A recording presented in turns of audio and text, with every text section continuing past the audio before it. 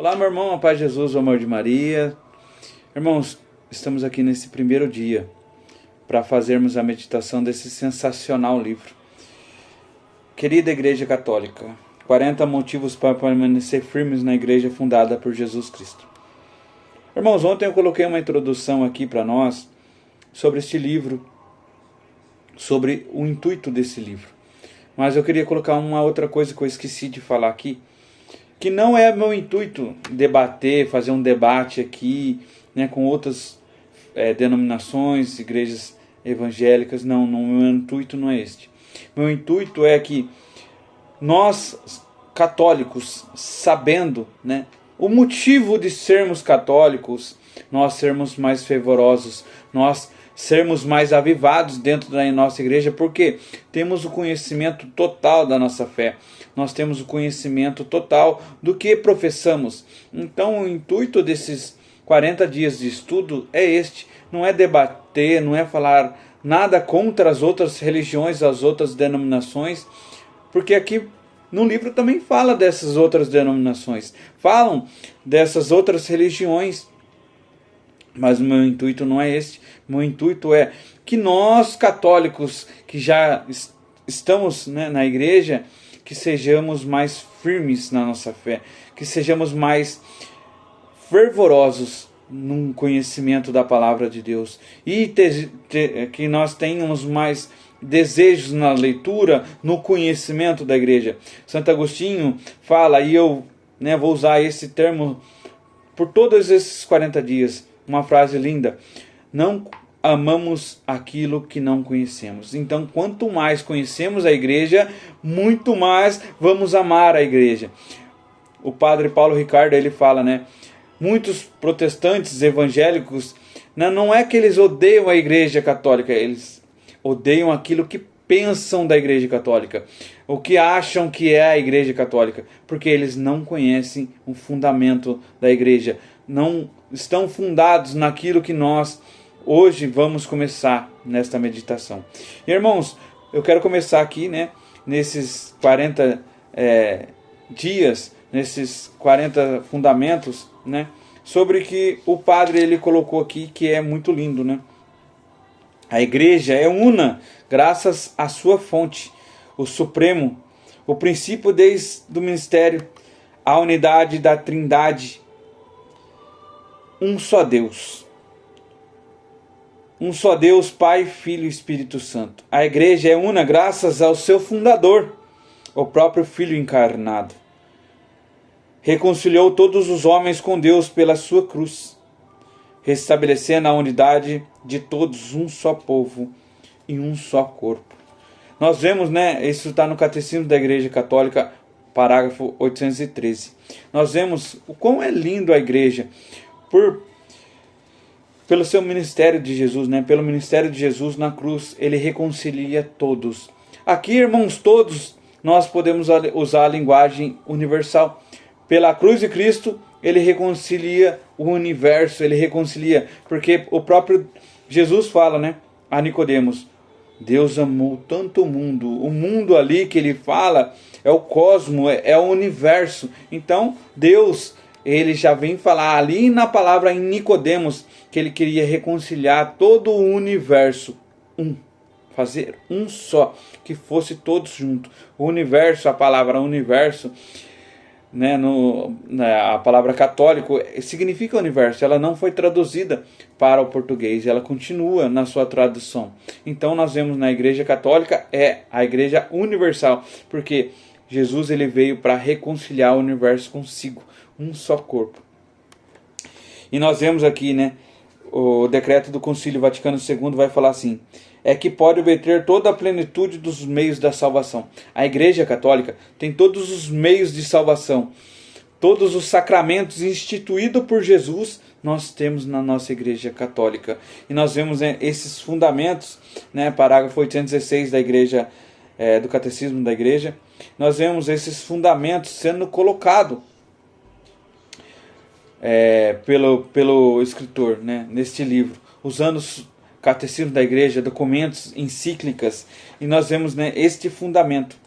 Foi por esta intenção que Jesus orou na hora da sua paixão, e não cessa de orar ao Pai pela unidade dos seus discípulos, que todos sejam um como tu, ó Pai, é um em mim. Nós vemos Jesus, ele clamar ao Pai a unidade. João 17, 21. Então, irmãos, né, nós temos em nosso coração o ensinamento e a palavra de Jesus. Eu quero trazer para nós aqui, quando Jesus ele fala aos discípulos, ele promete que ele ensina aos discípulos para que os discípulos ensinem e saiam anunciando a palavra. Se nós pegarmos em Mateus, vai falar o envio, né, dos apóstolos, aqueles que aprenderam de Jesus. Então, nós temos na nossa igreja essa sucessão apostólica. O catecismo da igreja vai falar que os irmãos, né, que hoje estão em outras comunidades, né, que tiveram essa ruptura com a igreja, porque nós vemos, né, os primeiros 1500 anos, a igreja era somente a igreja católica. Depois teve essa divisão, essa ruptura. E nós vemos, né, no parágrafo 818 da igreja, os que hoje nascem em comunidades provenientes desta tal ruptura, o que vivem, né, na fé de Cristo, mas não podem ser acusados deste pecado da divisão. Então esses irmãos que nasceram, como eu nasci na igreja evangélica, eles não podem levar a culpa deste pecado da divisão, mas eles estão na igreja dividida. Porque a própria palavra, né, em Efésios vai falar um só corpo, uma só alma, um só batismo. Então nós temos que entender, quando a palavra ali inspirada por Deus, é o próprio Deus falando a cada um de nós. Nós temos que ter esse conhecimento da palavra. Nós temos que amar a igreja porque ela é una. O próprio Jesus falou que ela queria que fosse uma unidade. Na oração sacerdotal, em João 17, Jesus fala: eu quero, Pai, que sejam um em nós. Um, irmãos, é una. E nós vamos começar, né, esses 40 motivos. Sou feliz por ser católico, porque a igreja é una. Nós vemos, né, o padre Joãozinho, né, ele vai trazer para nós assim, começando esse primeiro capítulo. É maravilhoso pertencer à Igreja Católica, sabendo que ela foi fundada pelo próprio Cristo. Sobre o fundamento dos apóstolos, sou uma fonte da Santíssima Trindade, sua fonte da Santíssima Trindade. Seu fundador é Jesus, é a alma, é o Espírito Santo, que nos une, os fiéis no corpo místico de Cristo, um só corpo. Portanto, a unidade da comunhão é a própria essência da igreja. Quando nós estamos reunidos na igreja, na Santa Missa, nós fazemos oração, respondemos em oração como uma comunidade, como aquele corpo místico, um só corpo. Quando respondemos, nós estamos em comunidade, em um só corpo, respondendo às orações, às intercessões. Quando cantamos na igreja, nós estamos em um só corpo, em uma unidade, não há divisão dentro da igreja. E nós vemos aqui o escritor, né, o autor, falando para nós que a igreja é fundada por Cristo. Nós vemos esta fundação em Mateus 16, capítulo 16, versículo 18. Nós vemos esta fundação em Pedro. A promessa de Jesus não se deixa às margens de dúvida. Tu és Pedro, e sobre esta pedra edificarei a minha igreja. Irmãos, não tem dúvida. Jesus falou: a minha igreja, minha, pronome pessoal, um.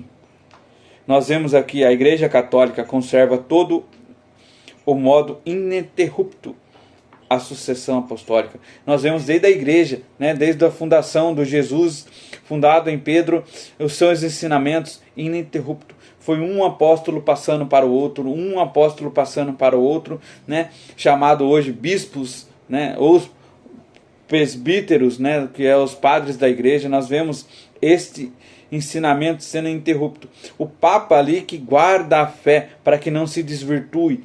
Nós vemos desde do primeiro Papa até o atual Pontífice.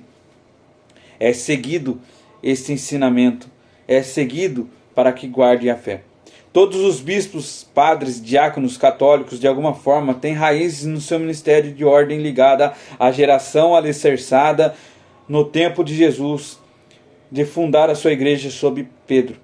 Este que recebeu as chaves do reino. Olha a importância daquela palavra que Jesus falou. Recebeu a chave dos reinos. É muito forte e emblemática esta expressão. Tudo que ligares na terra será ligado no céu. Tudo que desligares na terra será desligado no céu. Olha o poder que tem essa chave, irmãos. E tudo que a igreja ela liga aqui na terra será ligado. A intercessão, tudo que eles falam, que a igreja pronuncia através do seu magistério, através, né, dos teólogos, dos ensinamentos, né, que teve os apóstolos, foi ligado no céu, irmão. Olha quão forte é isso. E nós, às vezes, esquecemos dessa ligação. Os apóstolos, por sua vez, receberam diretamente de Jesus a missão. Olha, irmãos, que forte isso. Os apóstolos, por sua vez, receberam a missão diretamente de Jesus, de ensinar a verdade principal para nós, celebrar a salvação dos 4 cantos do mundo. Mateus 28, 19 a 20. Se você tem a sua Bíblia, pesquise, irmão. Nós estamos aqui nessa meditação para aprendermos, para que sejamos um em Cristo. E olha quão é importante nós prestarmos atenção num mandamento, numa ordem que Jesus dá, que eles receberam diretamente de Jesus, e você está recebendo diretamente da palavra de Deus, para que você saia anunciando verdadeiramente a palavra, este ensinamento que Jesus deu aos discípulos. Olha que importante, irmão. Por que eu falo para todos nós? Naquele tempo foi ensinado aos discípulos, né, futuramente apóstolos. A partir da ascensão eles se tornam apóstolos, mas quando Jesus estava ensinando eles discípulos, que significa estudantes. E nós vemos a importância, porque eles foram ensinando, passando a outros discípulos que se tornaram apóstolos, passando para outros discípulos que se tornaram apóstolos, bispos, né? E nós vemos aqui, todo católico, leigo, leiga, consagrado, consagrada, ministro ordenado, diáconos, presbíteros, se reconhece herdeiro desta vocação e missão. Pode-se dizer um cristão por inteiro, ou seja, um católico. Nós temos essa missão de anunciar a verdade. Eu estou aqui hoje para que você tenha esse conhecimento de anunciar a verdade, porque a igreja é una. E nós temos que ser esse corpo místico de Cristo, um só corpo, uma só igreja. Muitas igrejas espiritualizadas, até filosóficas, nas suas filosofias, podem reconhecer Jesus, o seu fundamento. Mas a Igreja Católica o reconhece como seu fundador. Irmãos, eles podem reconhecer Jesus, né? Mas somente a Igreja Católica reconhece Jesus como fundador da sua igreja. Por isso o caminho da verdade para a vida subsiste na Igreja Católica. Esta palavra do Concílio Vaticano II encontrou para designar a natureza, a vocação da Igreja Católica, de cuidar dessa preciosa ligação com Cristo. Esta raiz do catolicismo, tudo o que dirá neste livro, daqui para frente, nasce desta fonte. A grande videira tem ramos, folhas, frutos, mas o tronco e a raiz é Jesus. Ele fala da videira. Eu sou a videira verdadeira. Ele é a videira, nós somos as folhas, nós somos os frutos. Mas quem é a videira e a raiz é Jesus. Um só, irmãos. Nós vamos focar neste primeiro capítulo, que a igreja é una. Manter-se ligado a esta rocha que é Cristo, unindo no fundamento que é Pedro, sobre o qual Cristo construiu a igreja, amando, defendendo o Papa, a igreja, os bispos, o padre e as conferências episcopais, que é onde se reúne o magistério para nos manter na fé. Tudo que eles aprenderam para que guardem a fé. Este é o papel principal do Papa, manter a igreja unida no seu papel, né, o papel da fé, do magistério que aprendeu desde os fundamentos. A igreja de verdade apresenta todo custo a unidade da igreja. Irmãos, É isso que eu queria trazer para nós, né, que já está finalizando esse primeiro ensinamento para nós, né, o primeiro fundamento. O católico de verdade preserva a todo custo a unidade da igreja. Então nós hoje temos esse ensinamento de manter a unidade da igreja, de manter a unidade, que Jesus ele não quer uma divisão. Ele mesmo fala, Jesus ele fala, um reino dividido não pode subsistir. Então nós temos que ter a unidade com a igreja, a unidade em um só. Quando falam mal de um padre, de um papa, de um bispo, nós temos que ter a unidade da igreja e defender a nossa fé. Nós temos que ter esta unidade. É a unidade, una. Esse primeiro capítulo é a unidade. O católico de verdade preserva todo custo a unidade da igreja, o conhecimento da Bíblia, da tradição e do magistério. Nós temos que preservar essa unidade. Por quê, irmãos? Se nós pegarmos hoje o que está acontecendo, estão usando o nome do Espírito Santo, o nome de Jesus, vamos dizer assim, no segundo pecado, em vão, o nome de Jesus em vão. Por quê? Por que, Júnior, você fala isso? Porque, irmãos, tudo que acontece hoje é jogado nas costas do Espírito Santo. Eu tive uma revelação que a doutrina a partir de agora é assim, vamos tirar isso porque está rígido demais. Jogam a culpa no Espírito Santo, né? As flexibilidades que tem. O Espírito Santo, ele é contraditório? Não é, irmãos. O Espírito Santo, ele é verdadeiro, ele vai falar a verdade. Uma igreja, você vê falando do pós-tribulacionismo. Uma igreja fala que a igreja passará pela pós-tribulação. Você vê igrejas, né, com, vamos dizer assim, o mesmo intuito de falar mal da igreja católica, mas elas mesmas são separadas entre si e jogando a culpa no Espírito Santo. Nós vemos, uns acreditam que existe bispos, outros acreditam que existe apóstolos, outros acreditam que existe coisas e foi o Espírito Santo que deu esse discernimento para eles. Não, irmãos, a igreja é una, a igreja não tem separação.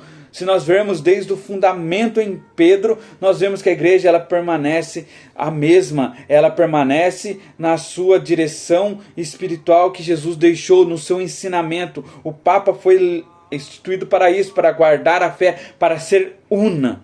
E nós vemos tantas divisões na igreja hoje, infelizmente, porque, irmãos, não guardaram a fé, não guardaram esta unidade. E muitas das pessoas jogam esta culpa no Espírito Santo. Ele não é divisão, irmão, ele está para unir. O Espírito Santo é enviado por Jesus para unidade, para que todos sejam um. E que esse ensinamento traga para nós esta verdade. A igreja é una. Que Deus abençoe você, que você medite esta igreja una na sua vida. Que você seja um para guardarmos a unidade da fé. Que Deus abençoe. Fiquem com Deus.